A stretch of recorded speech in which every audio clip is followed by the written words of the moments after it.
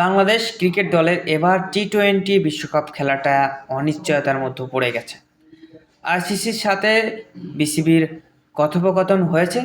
গণমাধ্যম কর্মীদের সূত্রমতে এবং বিভিন্ন মিডিয়ার সূত্রমতে জানতে যতটুকু পেরেছি, সেখান থেকে মনে হচ্ছে বাংলাদেশ এবার বিশ্বকাপটি খেলবে না। অবশ্য বিসিবি সভাপতি আমিনুল ইসলাম বুলবুল সহ আরও অনেকেই সেটা ক্লিয়ার করেছে, যদি ভারতে বাংলাদেশকে বিশ্বকাপ খেলতে হয় তাহলে এবার বিশ্বকাপ বয়কট করবে বাংলাদেশ। আর সেই সিদ্ধান্ত থেকে এক চুলও নড়বে না বাংলাদেশ ক্রিকেট বোর্ড।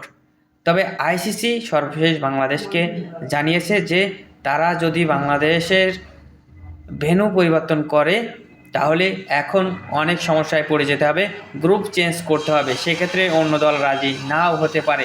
সেক্ষেত্রে আইসিসি বিসিবিকে জানিয়েছে যে বিসিবি যেন তারা তাদের সিদ্ধান্ত পরিবর্তন করে ভারতেই খেলতে আসে, কিন্তু বিসিবি সাফ জানিয়ে দিয়েছে আমরা ভারতে এবার খেলছি না।